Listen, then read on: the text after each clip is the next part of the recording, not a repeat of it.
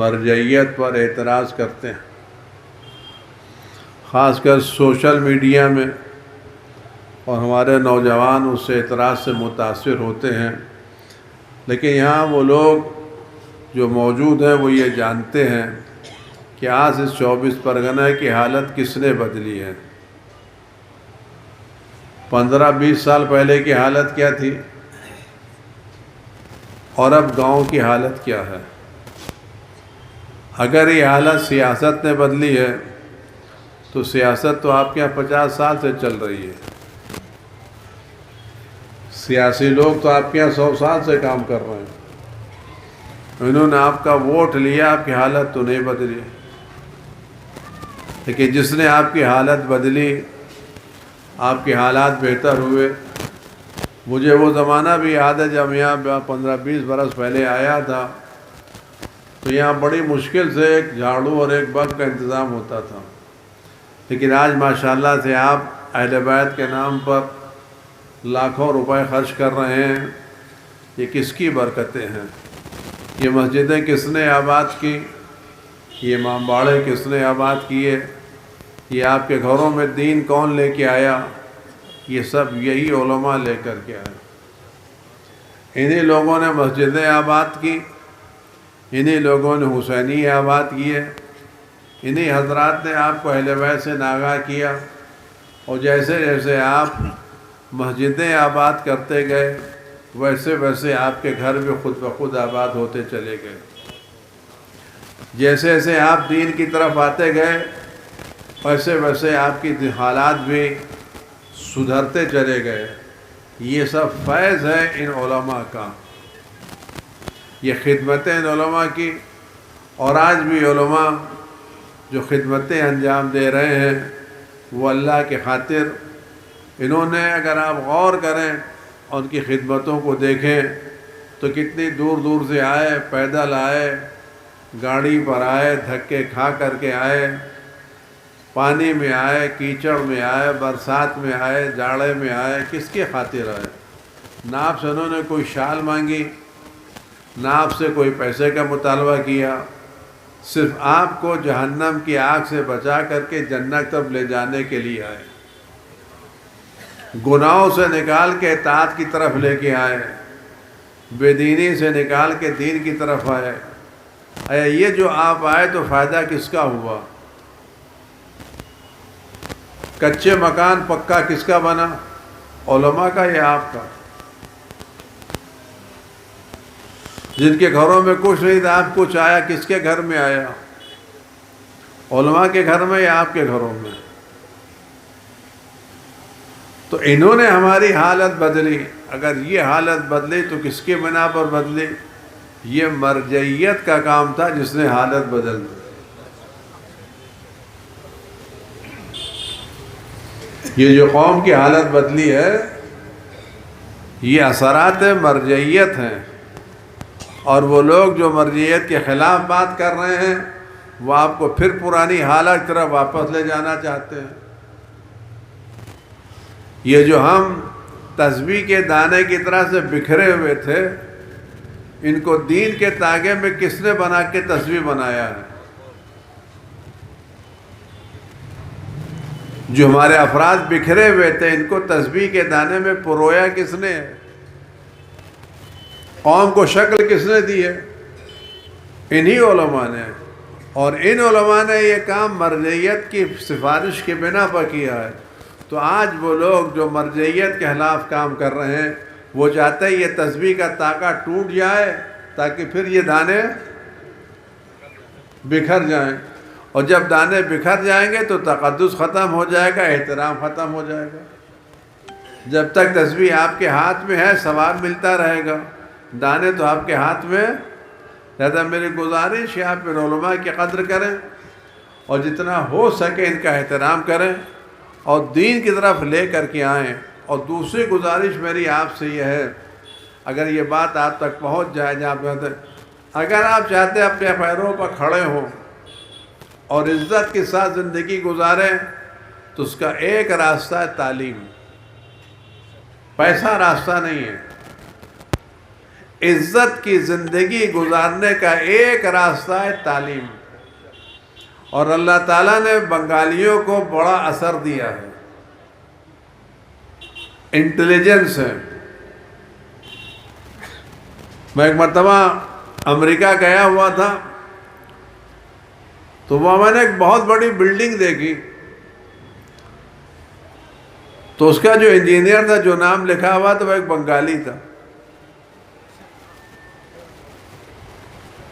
امریکہ کی سب سے بڑی بلڈنگ کی ڈیزائن ایک بنگالی نے کی تھی۔ تو اگر بنگالی امریکہ میں بلڈنگ بنا سکتا ہے تو بنگالی بنگال میں بلڈنگ کیوں نہیں بنا سکتا؟ اگر ہمارے انجینئر وہاں سب سے بڑی بلڈنگ بنا سکتے ہیں تو ہمارے انجینئر گھر میں بلڈنگ کیوں نہیں بنا سکتے؟ اگر یہ وہاں جا کر کے پروفیسر بن سکتے ہیں تو اپنے کیا پروفیسر کیوں نہیں بن سکتے؟ اور آج آپ کا حیثیت ہے۔ میری گزارش ہے، اگر آپ چاہتے ہیں آگے بڑھیں تو تعلیم، اور تعلیم بھی اپنے اعتبار سے، لہذا کوشش کریں، آپ حضرات ہمت کریں اپنے علاقوں میں اسکول کھولنے کی۔ میں اس لیے عرض کر رہا ہوں اور جان بوجھ کے عرض کر رہا ہوں کہ آپ دنیا کے حالات سے واقف ہیں۔ آج کل کے نئے حالات جو ہیں وہ لڑکوں کی تعلیم سے زیادہ عورتوں کی تعلیم ہے، اور لڑکیوں کی تعلیم میں مسئلہ یہ ہے کہ لڑکیاں جب اسکولوں میں جاتی ہیں تو آج کل پردے کا مسئلہ چل رہا ہے، حجاب کا مسئلہ چل رہا ہے، اور کوئی بھی آپ کا ساتھ دینے کے لیے تیار نہیں ہے۔ یا تو آپ لڑکیوں کو گھر میں بٹھا لیجئے، نہ پڑھائیے، اور پڑھانا ہے تو ان کے سر سے حجاب اتار دیجئے۔ تو کیا ہم کہ دونوں میں کس پر تیار ہیں؟ لڑکیوں کو جاہل رکھنے پر تیار ہیں یا بے پردہ کرنے کے لیے تیار ہیں؟ اگر ہم دونوں پر تیار نہیں تو ہم خود اپنا اسکول بنائیں۔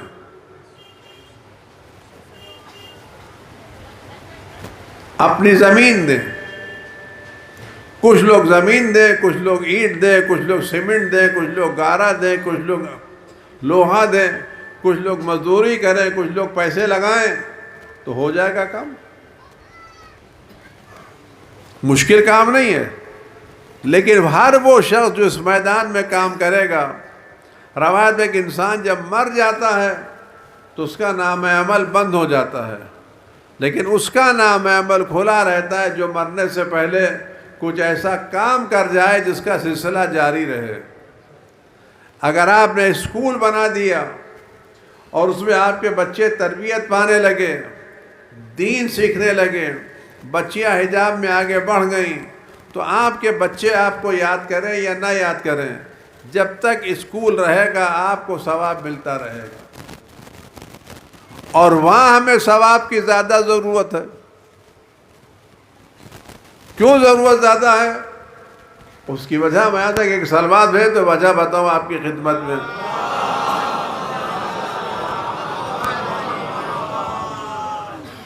اگر آپ یہاں بنگال میں ایک گھر خریدنا چاہتے ہیں تو کتنے پیسے چاہیے آپ کو؟ اگر آپ ایک مکان خریدنا چاہتے ہیں تو کتنے پیسے چاہیے؟ ہزاروں میں چاہیے یا لاکھوں میں چاہیے؟ ہزاروں مکان بنے گا یا لاکھوں میں؟ کچھ آپ بولیے، کچھ ہم بولیں۔ لاکھوں میں نہیں۔ تو یہ لاکھوں میں جو مکان بنے گا کس چیز کا بنے گا؟ ہیرے کا بنے گا، یاقوت کا بنے گا، کس کا بنے گا؟ اینٹ کا، پتھر کا، سیمنٹ کا، لوہے کا۔ کتنا بڑا بنے گا؟ 4 کمرے کا، 5 کمرے کا۔ تو 4-5 کمرے کا مکان بنانے کے لیے ہم کو لاکھوں روپے چاہیے۔ کتنی محنت کرتے ہیں اس کے لیے ہم؟ تو زندگی بھر محنت کرتے ہیں، پھر کہیں جا کر کے اینٹیں پتھر کا مکان بناتے ہیں۔ جنت میں جو مکانات ہوں گے وہ 2 کمرے کے نہیں ہوں گے، وہ 40 کمرے کے، 50 کمرے کے، 100 کمرے کے، وہ بھی اینٹ کے نہیں ہوں گے، پتھر کے نہیں ہوں گے۔ کوئی کمرہ یاقوت کا ہوگا، کوئی عقیق کا ہوگا، کوئی ہیرے کا ہوگا، کوئی سونے کا ہوگا، کوئی چاندی کا ہوگا، اور وہ بھی سب سجے سجائے، فری آف کاسٹ۔ کمرے ملیں گے، تخت ملیں گے، گو تکیاں ملیں گی، فرش ملے گا، خدمت کرنے والے لوگ ملیں گے، آپ کو صبح و شام فری کا کھانا ملے گا، کوئی مینٹیننس نہیں ہے، کوئی تکلیف نہیں ہے۔ تو وہ گھر جو اتنا بڑا ہو اور فری میں ملے تو اس کے لیے پیسے چاہیے ہی نہیں چاہیے؟ وہ کہاں سے ملے گا؟ وہ پیسہ ملے گا اسکول بنانے سے، وہ پیسہ ملے گا بچوں کو پڑھانے سے۔ جب تک اسکول چلتا رہے گا آپ کے حساب میں ثواب آتا رہے گا، اور جتنا ثواب آتا رہے گا اتنا آپ جنت میں گھر خریدنے کے حقدار ہوتے رہیں گے۔ یہاں کا گھر فرق ہے، یہاں محل بنا لیجئے، آپ کو چھوڑ کے جانا ہے، وہاں آپ چھوٹا سا گھر خرید اس کو ہمیشہ رہنا ہے۔ تو اگر 25 سال کے لیے آپ زندگی بھر محنت کر کے اینٹیں پتھر کا مکان بنا سکتے ہیں، تو جو آپ کو ہمیشہ رہنا ہے وہاں رہنے کے لیے آپ کو کتنا کام کرنا چاہیے؟ اور جو آپ پیسے لگائیں گے وہ آپ کو ملے گا۔ میں ایک مرتبہ مرجع وقت حضرت آیت اللہ العظمیٰ آغا سستانی کی خدمت اقدس میں حاضر تھا، دستبوسی کا شرف ملا تھا، ایسی باتیں ہو رہی تھی، کہنے لگے دیکھو میں نے اپنی زندگی میں سہم امام یا سہم سادات سے ایک پیسہ خرچ نہیں کیا، میرے پاس ایک بالی زمین اپنی نہیں ہے، یہ مکان جس میں میں رہ رہا ہوں یہ کسی نے ہم کو دیا رہنے کے لیے۔ میں گھر میں کوئی بڑا پروگرام نہیں کرتا، کوئی بڑی دعوت نہیں کرتا، مجھے لوگ تحفے میں کبھی کبھی عورتیں آتی ہیں تو سونے کے کڑے یا سونے کے بندے دے کے جاتی ہیں، میں نے آج تک ایک بندہ، ایک سونے کی چوڑی بھی اپنی بہو بیٹی کو نہیں دی۔ اگر مجھے دیا گیا ہے تو میں نے غریبوں میں تقسیم کر دیا ہے۔ مجھے جو لوگ تحفے میں پیسے دیتے ہیں میں اسی سے اپنی زندگی چلا لیتا ہوں۔ اور یہ جملہ بڑا عجیب ہے ان کا کہ اب تک میں روزانہ جو کی روٹی چائے میں ڈبو کے کھا کے ناشتہ کر لیتا تھا۔ اب ڈاکٹر نے مجھ سے کہا ہے کہ آپ کیا وٹامنس کی کمی ہے، بوڑھے ہو گئے ہیں، آپ چاہتے ہیں اگر آپ کی آنکھ سلامت رہے، ہاتھ پیر سلامت رہے تو آپ کو کچھ کھانا چاہیے۔ تو میں نے اب تھوڑی کچھ چیزیں کھانی شروع کی ہیں، ورنہ اب تک میں صبح کو جو کی روٹی چائے میں ڈبو کر کے کھا لیتا تھا۔ جملہ سنیں آپ کہ مجھے جو پیسے ہدیے پہ ملتے کرتا ہوں، اور اس کے بعد بھی اس میں 2-4 گھروں کی کفالت کرتا ہوں، 2-4 یتیموں کو پیسہ دیتا ہوں، اور اس کے بعد جملہ فرماتے ہیں جو کچھ بچ جاتا ہے وہ بھیج دیتا ہوں۔ کیوں بھیج دیتا ہوں؟ یہ جملہ بڑا میں وہاں بھیجتا ہوں جہاں مجھے جانا ہے، میں یہاں رکھ کے کیا کروں گا؟ جو مجھے سال بھر کے خرچے سے بچ جاتا ہے میں اس کو وہاں بھیج دیتا ہوں جہاں مجھے جانا ہے۔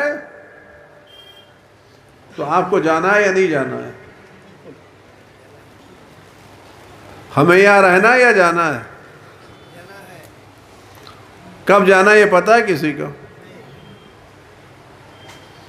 جو اولاد ہماری ہے، جس کے لیے ہم نے گھر بنایا، سب سے پہلے یہ اولاد ہم کو گھر سے نکالے گی۔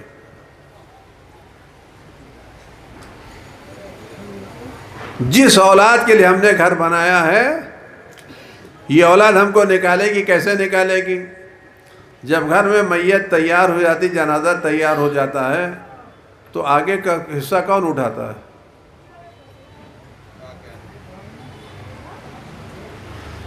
جنازے کا پہلا حصہ کون اٹھاتا ہے؟ اولاد اٹھاتے نہیں اٹھاتی؟ تو اولاد ہم کو گھر سے باہر لاتی نہیں لاتی؟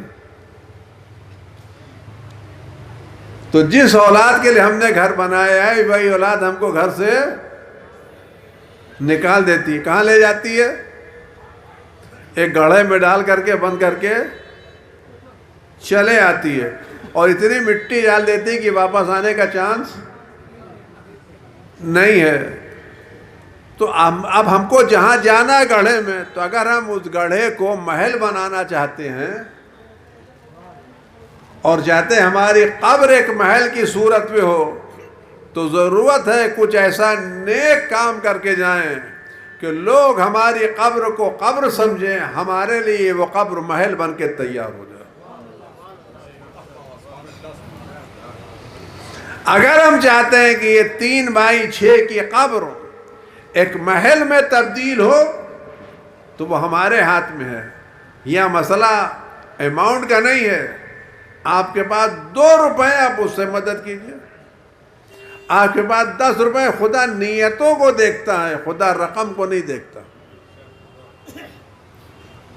تو میری گزارش آپ تمام حضرات سے، جہاں تک یہ آواز پہنچ رہی ہے اور جہاں تک یہ آواز جا رہی ہے، تعلیم پر زور دیجئے اور اپنے علاقوں میں اچھے اسکول کالج بنائیے. ہمت کر کے خود بنائیے، کسی سے مت مانگیے. اس کی وجہ یہ ایک صلوات ہے محمد و آل محمد پر. دیکھیے، اگر آپ ڈھیلی ڈھیلی صلوات بنیں گے تو میں بھی ڈھیلا ڈھالا بات کروں گا.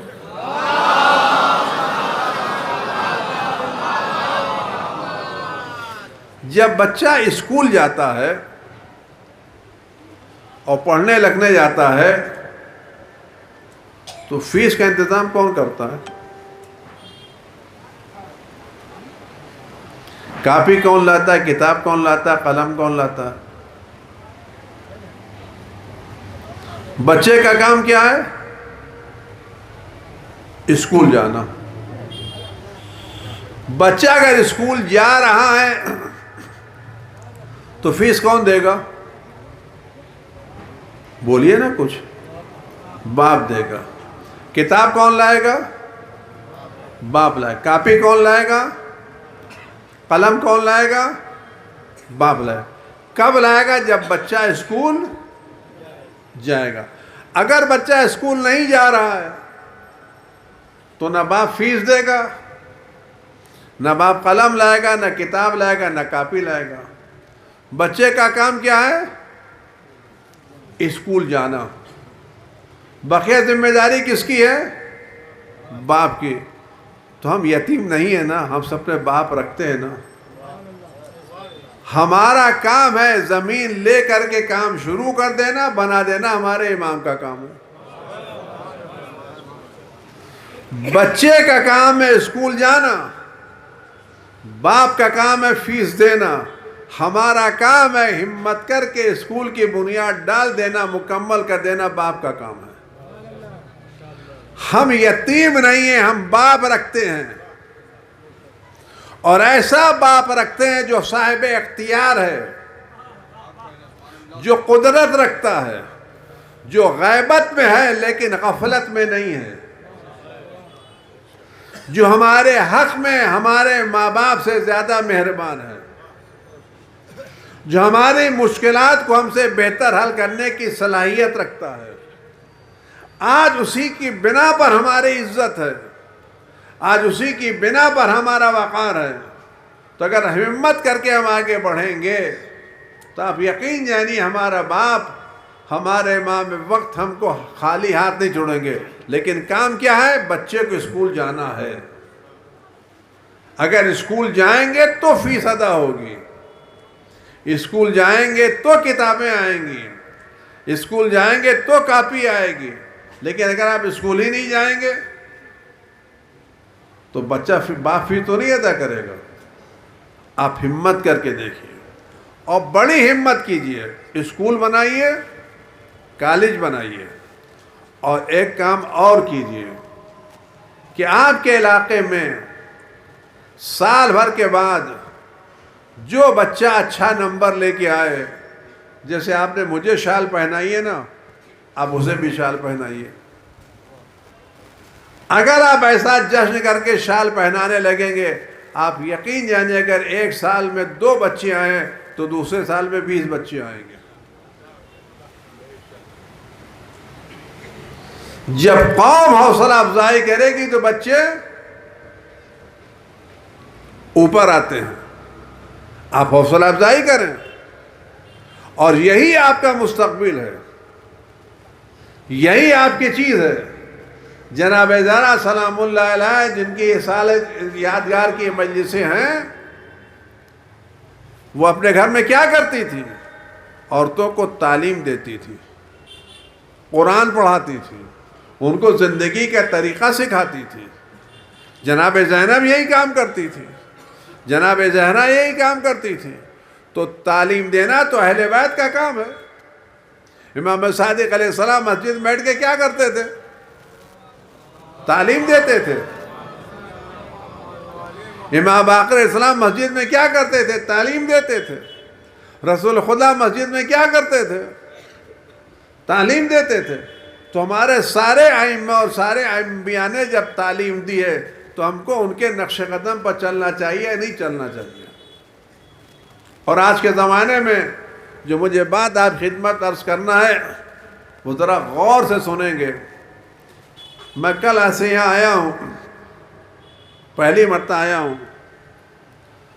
کل سے آج تک 2 مسئلے طلاق کے آ چکے ہیں. یہ تو مسئلے آئے ہیں نا, کتنے مسئلے ہوں گے. آیا ہماری سوسائٹی کو طلاق والی ہونا چاہیے, طلاق سے پاک ہونا چاہیے؟ اور دونوں مسئلے لڑکیوں کی طرف سے آئے ہیں. دونوں مسئلے لڑکیوں نے کہا کہ بھائی شوہر رکھنے کے تیار نہیں ہے. میں ان شوہروں سے ایک جملہ کہنا چاہتا ہوں, بقیہ جو بات عرض کروں گا. کسی پرندے کو باہر سے لا کر کے پنجڑے میں بند کر کے بھوکا پیاسا رکھنا انسانیت نہیں ہے.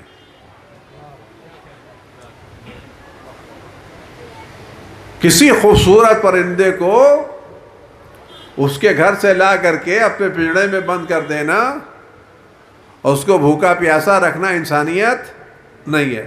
اگر تم قاعدے کا دانہ پانی نہیں دے سکتے اور انسان ہو تو آزاد کر دو. اگر تمہارے پاس دانہ پانی نہیں ہے تو کیوں اس کو بند کر کے رکھے ہو بھائی؟ اگر تمہارے تعلقات اچھے نہیں ہیں, تم کو بیوی اچھی نہیں لگتی, بچے اچھے نہیں لگتے, تو طلاق دے کے آزاد کرو نا. تم یہاں پکڑ کے رکھو گے تو خدا جہنم میں تم کو پکڑ کے رکھے گا. یہاں عورت کو ستاؤ گے, خدا وہاں ستائے گا. آپ کو نہیں اچھا لگتا, آزاد کر دو نا. 2 جملہ کہہ کے لائے ہو, 2 جملہ کہہ کے آزاد کر دو. مرد بنو, انسان بنو, علی والے بنو. نہیں بنتی تو چھوڑ دو, بسم اللہ. یہ لٹکا کے رکھنے سے کیا فائدہ؟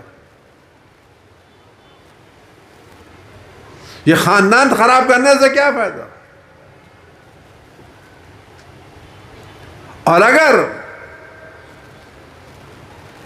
کسی کی شادی ہو چکی ہے, بیوی سے نہیں بنتی, لیکن اگر اس کی اولاد ہے تو اولاد کا پورا خرچ باپ کی ذمہ داری ہے. اس کا کھانا پینا, اسکول کی فیس, سب کچھ باپ کی ذمہ داری ہے, چاہے آپ کے ساتھ رہے یا نہ رہے. بیوی کا نفقہ اس وقت واقع ہے جب بیوی آپ کے ساتھ رہے, لیکن بچے جب تک اپنے پیروں پر کھڑے نہیں ہو جاتے, ان بچوں کا پورا خرچہ باپ کی ذمہ داری ہے, چاہے ماں سے بنے یا نہ بنے. یہ جو اولاد کو لاوارث چھوڑ دیا جاتا ہے,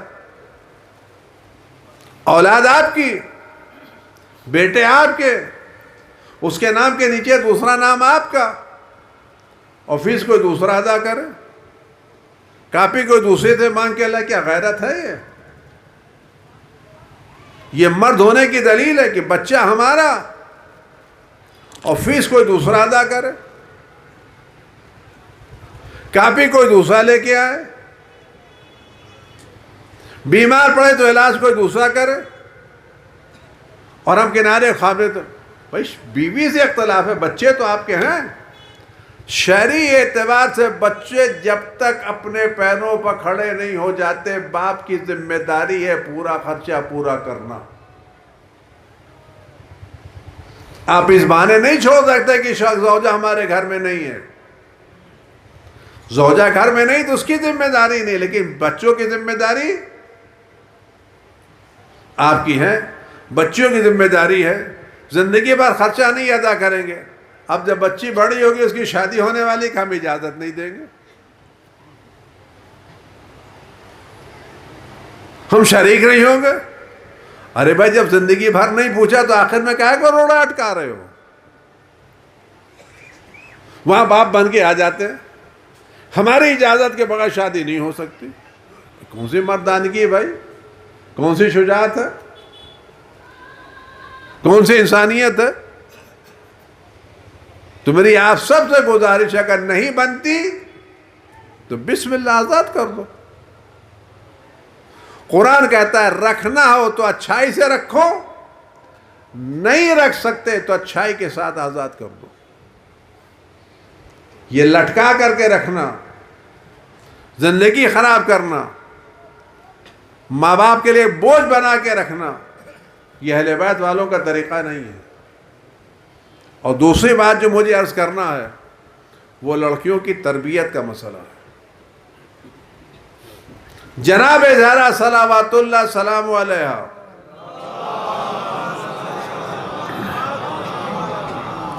کسی غریب خاندان کی بیٹی نہیں تھی، فقیر خاندان کی بیٹی نہیں تھی، وہ اس ماں کی بیٹی تھی جس سے بڑھ کر کے عرب میں کوئی تاجرہ نہیں تھی۔ عرب کی سب سے زیادہ مالدار ماں کی اکلوتی بیٹی جناب زہرا، وہ ماں جس کے پیسے گنے نہیں جاتے تھے، تولے جاتے تھے، وہ ماں جس کا جب خیمہ لگایا جاتا تھا تو خیمے کی رسیاں ریشم کی ہوتی تھی، پیور ریشم کی۔ اتنی دولت تھی آدمی کھڑا ہو کر کے دیکھ نہیں پاتا تھا۔ عرب کی سب سے مالدار ماں کی اکلوتی بیٹی، حالت کیا ہے؟ ماں کی نظر میں سب سے زیادہ چہیتی اور باپ کی نظر میں سب سے زیادہ چہیتی۔ اتنا باپ چاہتے تھے کہ صبح و شام بیٹی کی زیارت کو آتے تھے، اگر سفر پر جاتے تھے تو سب سے بعد میں ملتے تھے، آتے تھے سب سے پہلے ملتے تھے۔ کوئی دن ایسا نہیں جاتا تھا جب بیٹی اور باپ میں ملاقات نہ ہوتی ہو، کوئی دن ایسا نہیں جاتا تھا۔ گھر بھی ملا ہوا تھا، ادھر رسول اللہ کا گھر تھا، ادھر جناب زہرا کا گھر تھا، لیکن تربیت کا انداز کیا تھا کہ گھر میں کبھی کبھی ایسا ہوتا تھا کئی دن تک کھانے نہیں پکتے تھے، بچے ایک ایک دن تک بھوکے رہتے تھے۔ چھوٹے چھوٹے بچے امام حسن حسین ایک دن دو دن تک گھر میں کھانے نہیں پکتے تھے، خالی پانی پی کر کے بھوکے رہتے تھے۔ نانا کا گھر کتنی دور تھا، بغالے میں تو تھا، لیکن کوئی روایت نہیں ملتی کہ بھوکے بچے ماں کے گھر سے نکل کے نانا کے گھر میں کھانا کھانے گئے ہوں، یا کبھی بچوں نے نانا سے اپنے گھر کی بھوک کی شکایت کی ہو۔ چاہنے والا نانا، گود میں کھلانے والا نانا، لیکن بچوں نے اپنے بھوک کی شکایت کبھی بھی نانا سے نہیں کی، اور نہ کبھی بیٹی نے باپ سے اپنے سسرال کی شکایت کی۔ یہ تربیت تھی یا نہیں تھی؟ آج کا کیا اثر ہوتا ہے؟ آج کا اثر یہ ہوتا ہے کہ چمچہ سسرال میں گرتا ہے، آواز میکے میں جاتی ہے، موبائل کے ذریعے سے لائیو ٹیلی کاسٹ ہوتا ہے. ادھر ساس بہو میں جھگڑے ہو رہے ہیں, ادھر ماں پیچھے سے کمانڈ دے رہی ہے.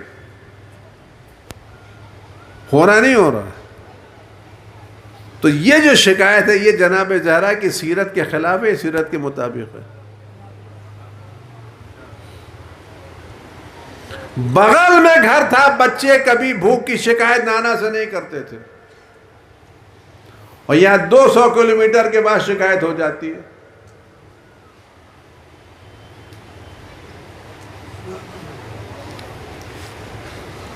بیٹی کو کمانڈ کون دیتا؟ ماں. تو جب ایک گاڑی پر 2 ڈرائیور ہو جاتے ہیں تو گھر خراب ہو جاتا ہے. ساس کہتی ہے میں ہینڈل پر رہوں گی, ماں کہتی ہے میں ہینڈل پر رہوں گی. جب 2 مل کے چلائیں گے تو کام ہوگا نہیں ہوگا. اور یہاں بھی مسئلہ الگ ہے. اگر میری آواز عورتوں تک پہنچ رہی نہیں, معلوم آپ پر کیا گزرے گی. یہ بھی مسئلہ ہم نے دیکھا ہے. اگر لڑکی نے کھانا پکایا اور ذرا سا بدمزہ نکل آیا, مرچا تیز ہو گیا, تیل زیادہ ہو گیا, کیا ماں ہوتا رہتا ہے, یہ تو ہوتا ہی رہتا ہے. کبھی کبھی ایسا ہو جاتا ہے, کوئی مسئلہ تھوڑی ہے. کبھی تیل زیادہ ہو جاتا ہے, کبھی مرچا زیادہ ہو جاتا ہے, کبھی نمک زیادہ ہو جاتا ہے, کبھی کبھی ہوتا رہتا ہے, کوئی بات نہیں. اور جب یہی کام بہو کرتی ہے, کہ تو اماں نے سکھایا نہیں تم کو؟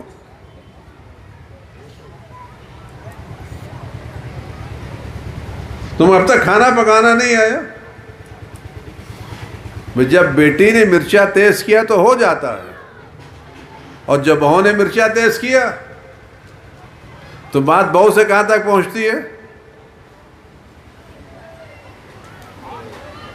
اگر اس بہو کو بیٹی سمجھا جانے لگے تو گھر خود بخود ٹھیک ہو جائے گا.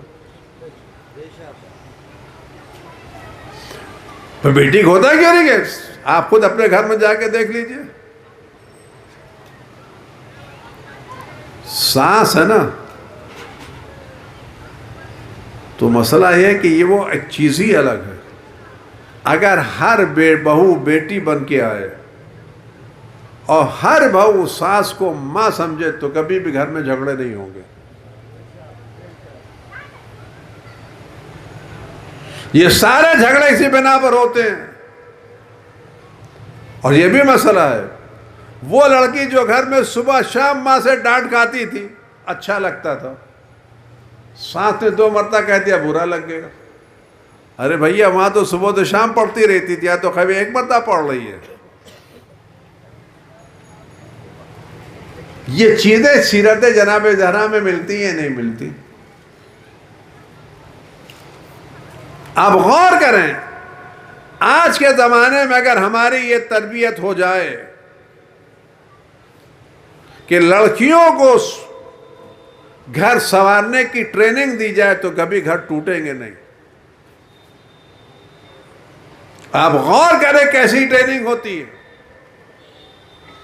میں نے کہا جناب زہرا کسی غریب ماں کی بیٹی نہیں تھی. ماں عرب کی سب سے مالدار اور باپ کائنات کا مالک.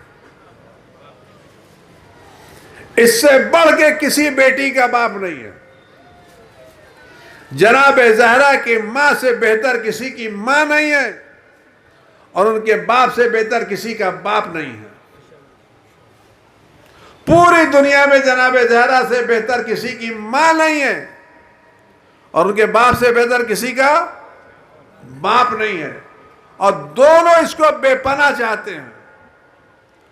وہ پھولوں میں پلی ہوئی, وہ ناز و نعم کی پلی ہوئی, وہ آسائشوں میں پلی ہوئی. چاہنے والا باپ بیٹی سے ملنے کے لیے آتا ہے, چاہنے والا باپ بیٹی سے ملنے کے لیے آتا ہے. منظر کیا دیکھتا ہے کہ بیٹی زمین پر بیٹھی ہے,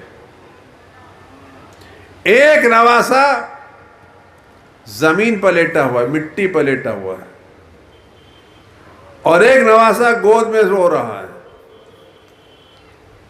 اور بیٹی زمین پر بیٹھی بھی چکی چلا رہی ہے، اور چکی چلاتے چلاتے حالت یہ کہ ہاتھ سے خون بہہ رہا ہے۔ خون ایک بہتا چکی چلا نہیں بہتا، یعنی اتنی دیر تک چکی چلائی کہ ہاتھ میں گٹے پڑ گئے ہیں، اور وہ گٹوں سے خون نکل رہا، اور اتنا خون نکل رہا ہے کہ دور کھڑا ہوا باپ بیٹی کے ہاتھ کا خون دیکھ رہا ہے۔ ایک نواسا زمین پر ہے، مٹی پر، ایک نواسا گود میں ہے، اور بیٹی چکی چلا رہی، اسے خون نکل رہا ہے۔ باپ یہ منظر دیکھتا ہے، اگر یہ منظر ہم اپنی بیٹی کے سسرال جا کے دیکھیں تو کیا کریں گے؟ کہ بیٹا دھوکہ ہو گیا، ختم ہو گیا، نہیں معلوم مجھے کیا کہا گیا تھا۔ لیکن باپ نے منظر دیکھا، اور ایسی بیٹی کو تربیت کی جو ساری دنیا کے نمونہ ہے۔ رسول اللہ نے یہ حالت دیکھی کہ نواسا زمین پر ہے، ایک نواسا زمین گودی میں ہے، بیٹی چکی چلا رہی، ہاتھوں سے خون بہہ رہا ہے۔ باپ دروازے پہ کھڑا ہو کر کے منظر دیکھ کے جملہ کہتا ہے، میری لال پارے جگر، میری نور نظر، دنیا کی سختیاں برداشت کرو آخرت کی آسانی کی خاطر۔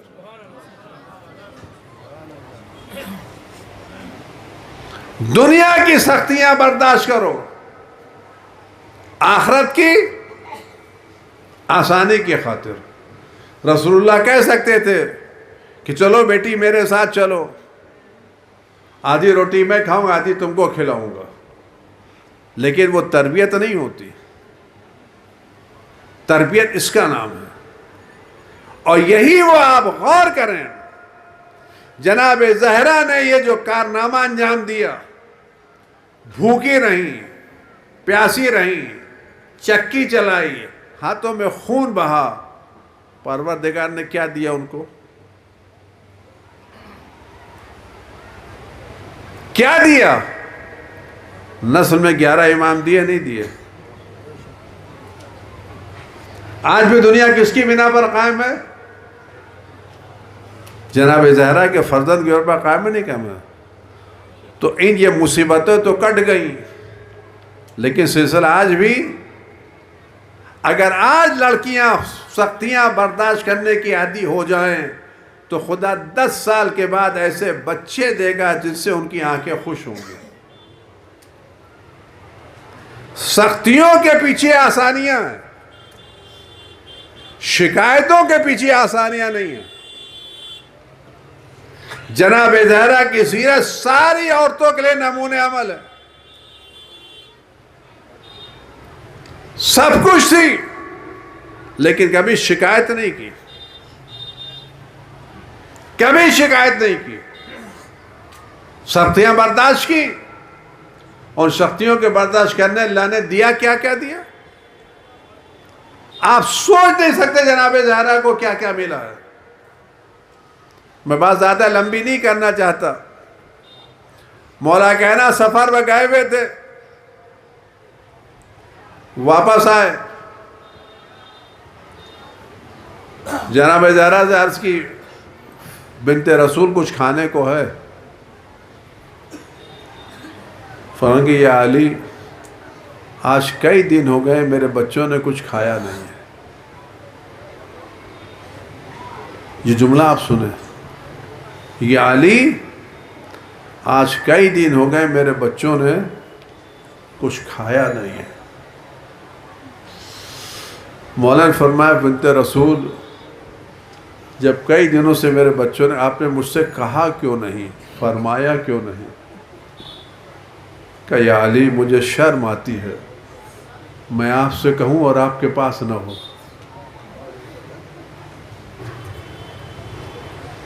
یا علی، مجھے شرم آتی ہے میں آپ سے کہوں گھر میں کھانے کھانے اور آپ کے پاس پیسے نہ ہو، تو مجھے بچوں کا بھوکا رہنا گوارا، لیکن آپ کو شرمندہ کرنا گوارا نہیں۔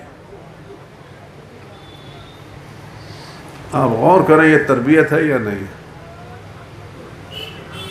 ہم ہوتے تو لوٹ جاتے، آپ کو کیا، آپ تو گھومیے، سفر کیجئے، بچے بھوکے رہے پیاسے رہے، آپ سے کیا مطلب؟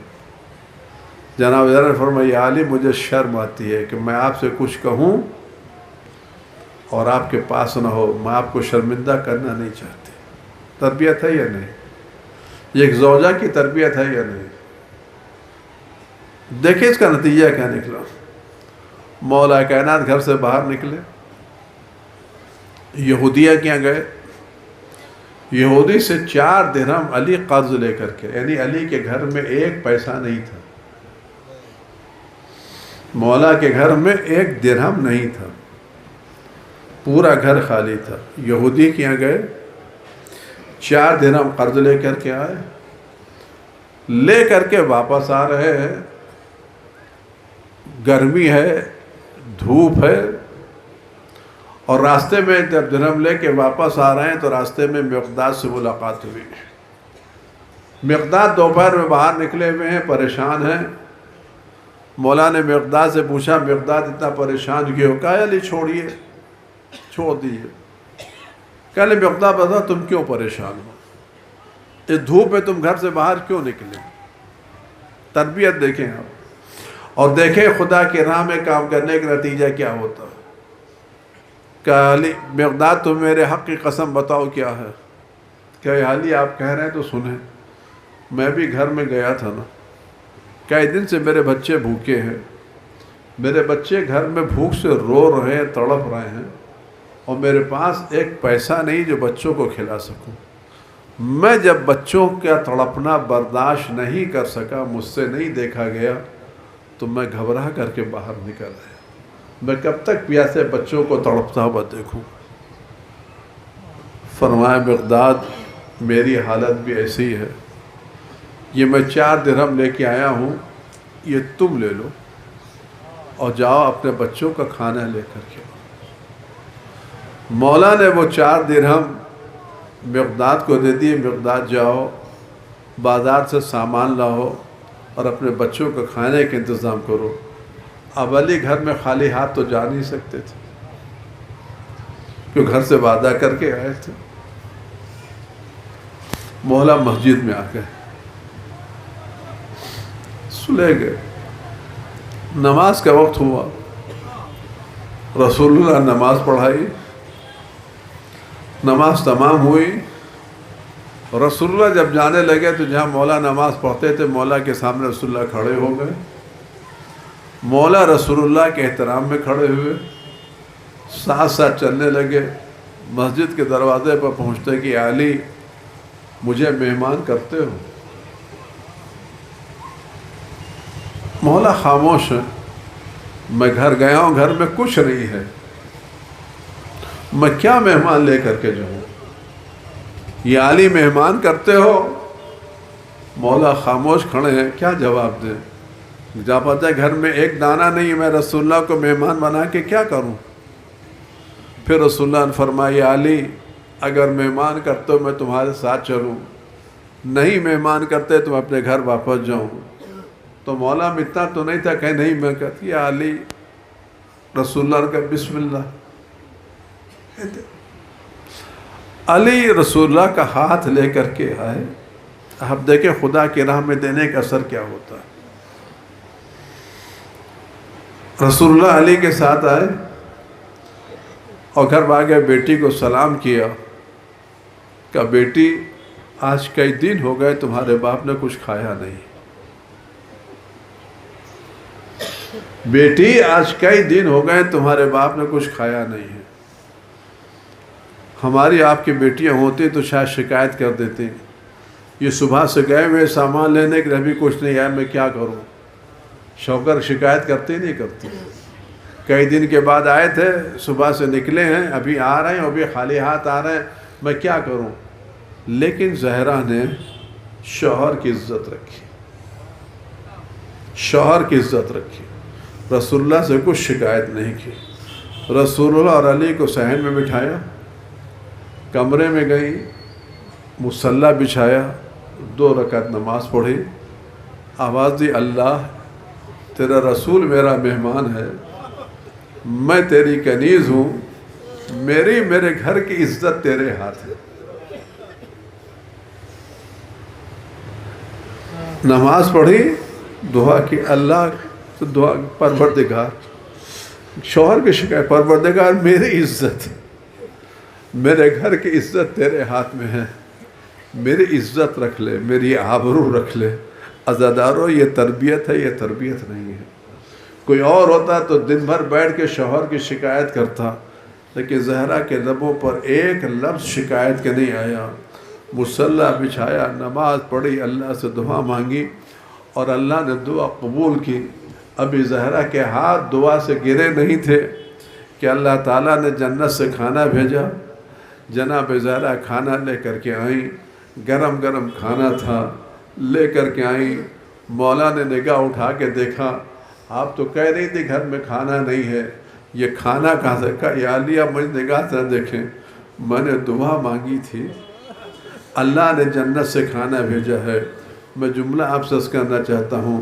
اگر آج علی خدا کی راہ میں مقداد کو پیسے نہ دیتے تو ان کو کھانا کس وقت ملتا اسی وقت ملتا نا جو لاتے جناب زہرا پیستی پکاتی تو شام کو دنیا کا کھانا ملتا لیکن جب علی نے اللہ کی راہ میں دیا تو شام کو کھانا ملا لیکن جنت کا کھانا ملا یہ بتانے کے لیے اگر تم اللہ کی راہ میں دو گے تو اللہ تم کو دنیا میں جنت کا کھانا دے گا عزاداروں مجھے زیادہ وقت نہیں لینا ہے بہت آپ کا وقت لے چکا جناب زہرا یہ کھانا لے کے آئیں رسول خدا نے جنت کا کھانا کھایا خوش ہوئے اور اس کے بعد کہنے پروردگار تیرا شکر ہے تو نے مریم کو جنت کا کھانا دیا تھا میری بیٹی کو تو نے دنیا میں جنت کا کھانا دیا ہے میں تیرا شکر ادا کرتا ہوں تیرا شکر ادا کرتا ہوں رسول خدا شکر ادا کرتے کرتے سجدے میں چلے گئے سجدے میں شکر ادا کرتے کرتے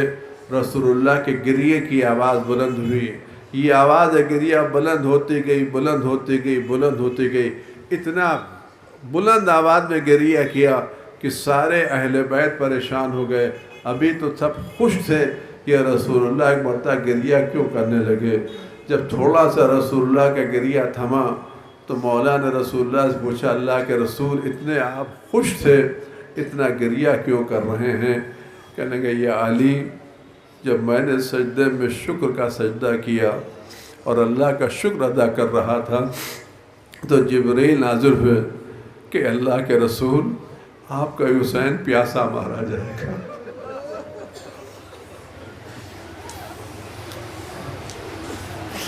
آپ کا یہ بچہ بھوکا پیاسا مارا جائے گا جبریل نے آنے کے بعد حسین کے مسائل پڑھے ہیں میں اس بنا پر رو رہا ہوں عزاداروں بچن فقرے آپ سنیں زہرا کی مظلومیت سنیں زہرا نے کیا تربیت کی ہے اگر آج یہ تربیت ہمارے گھروں میں آ جائے تو ہمارا کوئی گھر نہ ٹوٹنے پائے کوئی فیملی نہ ٹوٹنے پائے جناب زہرا میں آپ سے کیا عرض کروں یہ میرے لیے پڑھ دینا آسان ہے لیکن سن لینا برداشت کرنا آسان نہیں ہے وہ دروازہ جس پر رسول اللہ کھڑے ہو کر کے سلام کرتے تھے جہاں جبریل کھڑے ہو کر کے اجازت لے کے آتے تھے کوئی بغیر اجازت کے نہیں آتا تھا اس دروازے پر لوگ آگ لے کے کھڑے ہیں لکڑیاں لے کے کھڑے ہیں بلند آواز میں باتیں کر رہے ہیں جس کانوں نے السلام علیکم کی آواز سنی ہو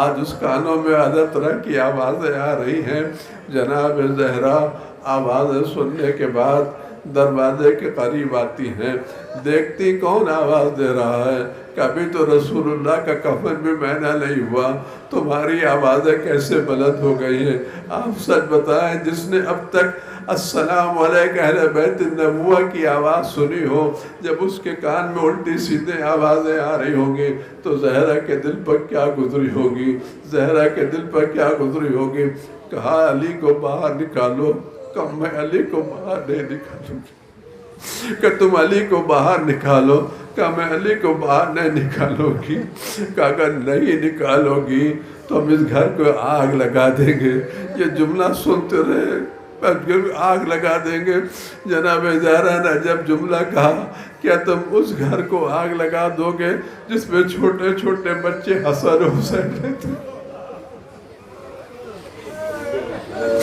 آپ ایک ماں کی مجبوری تو دیکھیں زہرا کی مظلومیت تو دیکھیں، اور یہ مظلومیت کس بنا پر ہے؟ جو یہ کام ہو رہا تھا یہ کسی جنگل میں نہیں ہو رہا تھا، اسی مسجد النبوی میں ہو رہا تھا، جس میں رسول اللہ کا احترام لوگوں نے دیکھا تھا، رسول اللہ زہرا کا احترام کرتے تھے، اسی مسجد النبی میں ہو رہا تھا۔ پوری مسجد بھری ہوئی تھی اور لوگ زہرا کے دروازے پہ کھڑے ہوئے تھے کہ میں دروازہ نہیں کھولوں گی، کہ تم دروازہ نہیں کھولو گی ہم دروازے میں آگ لگا دیں گے، کہ اس گھر میں آگ لگاؤ گے جس میں حسن حسین رہتے ہیں، چھوٹے چھوٹے بچے رہتے ہیں۔ آواز دی، ہاں ہم حسن حسین کے ساتھ آگ لگا دیں گے۔ یہ جملہ سن کے ایک ماں کے دل پر کیا گزری ہوگی؟ عزاداروں، ماں سب کچھ قربان کرتی ہے لیکن بچوں کو درد نہیں دیتی۔ آپ نے دیکھا ہوگا اگر تکلیف ہوتی تو ماں آگے آ جاتی ہے، ماں سپر بن جاتی ہے، بچوں کو تکلیف نہیں دیتی۔ جب ماں کے دل میں آواز آ گئی کہ ہم اس گھر کو چلائیں گے جس میں حسن حسین رہتے ہیں، تو زہرا کے دل پر کیا گزری ہوگی؟ آج میرا بابا زندہ ہوتا تو آج یہ آوازیں سننے کو نہ ملتی، آج میرا بابا زندہ ہوتا تو یہ آوازیں سننے کو نہیں ملتی۔ زہرا نے کہا کہ نہیں، میں دروازہ نہیں کھولوں گی، میں دروازہ نہیں کھولوں گی۔ عزاداروں، لوگ دروازے کے پیچھے آئے، ادھر زہرا اکیلی کھڑی ہوئی ہے، غم سے نڈھال ہیں، باپ کے سب میں سب کو چور ہو چکی ہیں۔ زہرا دروازے کے پیچھے کھڑی ہوئی ہیں، لوگ دروازے کو ادھر کھڑے ہوئے ہیں۔ زہرا نکالو علی کو، کہ ہم نہیں نکالیں گے، میں علی کو نہیں جانے دوں گی۔ عزاداروں کہتے ہیں زہرا جب دروازے کے پیچھے کھڑی ہوئی تھی تو ایک کیل تھی جس پر دروازہ ٹکایا جاتا تھا، وہ کیل جناب زہرا کے سینے تک لگتی تھی۔ جب زہرا کھڑی ہوئی تھی تو وہ کیل جناب زہرا کے سینے کے پاس لگتی تھی۔ ادھر زہرا نے اس دروازے کو بچانے کی کوشش کی، ادھر ہجوم نے مل کر کے اب جو دروازے پر حملہ کیا تو دروازہ اکھڑا۔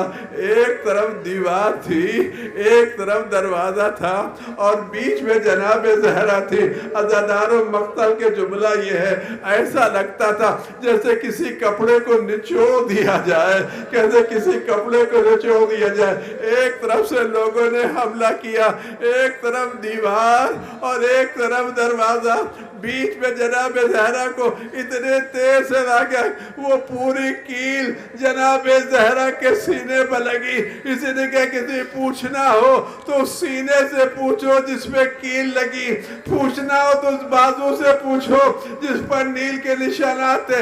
اتنی زور سے دروازہ گرایا گیا کہ دروازہ گرا، جناب زہرا دروازے کے نیچے آئیں، دروازے کے نیچے آئیں، نیچے جناب زہرا تھی، اوپر دروازہ تھا۔ بجملہ سنو، لوگ اسی دروازے پر چلتے ہوئے گھر میں داخل ہوئے۔ جو دروازہ گرا تھا اس کے طرح سا زہرا کا بازو باہر نکلا تھا۔ ایک آدمی آگے بڑھا اور زہرا کے بازو پر ایسا وار کیا کہ زندگی بھر وہ نیل نہیں گیا۔ اس کے اثر میں وہ بچہ جو زہرا کے پیٹ میں تھا، بچہ زمین پر گرا، دروازہ اوپر، زہرا نیچے، سامنے محسن کی میت پڑی ہوئی۔ اسی حالت میں لوگ دروازے پر چل کے جا رہے تھے۔ اگر آج لوگ زہرا کے دروازے پر چل کے نہ جاتے تو کربلا میں حسین کے جنازے پر گھوڑے نہ دوڑائے جاتے۔ وہ کربلا تھی، یہ یاد عزاداروں، بس جملہ سام کرنا چاہ رہا ہوں۔ عزاداروں، اس کے لوگ اسی حالت میں گھر میں آئے، زہرا علی کو پکڑ کے لے گئے۔ بس زیادہ تفصیلات میں مجھے نہیں جانا۔ زہرا کو ذرا سا ہوش آیا، چھوٹے چھوٹے بچوں نے ننھے ہاتھوں سے دروازہ باہر ہٹایا۔ زہرا اٹھی، سب سے پوچھا علی کہاں ہے، علی کہاں ہے؟ کئی بیوی لوگ علی کو پکڑ کے لے گئے۔ اسی حالت میں جب کمر ٹوٹ چکی تھی، بازو پر نیل کے نشانات تھے، سینے میں کیل لگی ہوئی تھی، زہرا اسی حالت میں چادر اوڑھ کر کے مسجد میں گئی۔ دیکھا لوگ علی کو پکڑے ہوئے ہیں، القریب ہے، علی کو قتل کر ڈالے۔ زہرا نے کہا علی کو چھوڑ دو، ورنہ میں سر کے بال بکھرائے دیتی ہوں۔ مجھے تفسیرہ میں ایک جملہ کہہ کے زہرا نے ایسی فریاد کی کہ لوگوں نے علی کو چھوڑ دیا۔ زہرا علی کو لے کے گھر میں آگئی، میں تو کہتا ہوں زہرا یہ مدینہ تھا جہاں امام وقت کو بچا کے لے آئی، وہ کربلا ہوگی۔ جب زینب گھر میں واپس آئی تو آواز آ رہی تھی الا قتل الحسین بکربلا، الا ذبح الحسین بکربلا۔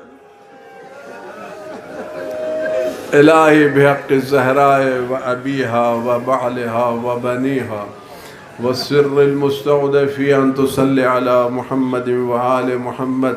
پروردگار امام اس کے ظہور میں تعجیل فرما، ہر آفت ولا ہمارے امام کی حفاظت فرما، ہر طرح کے رنج و غم و علم کو گوجے مقدس سے دور فرما۔ پروردگار تمام کوتاہیوں کے باوجود ان مجلسوں کو قبول فرما، اس کو ہماری آخرت ذخیرہ قرار فرما۔ قلب مقدس امام زمان کم سے راضی و خوشنود فرما۔ ماتم حسین۔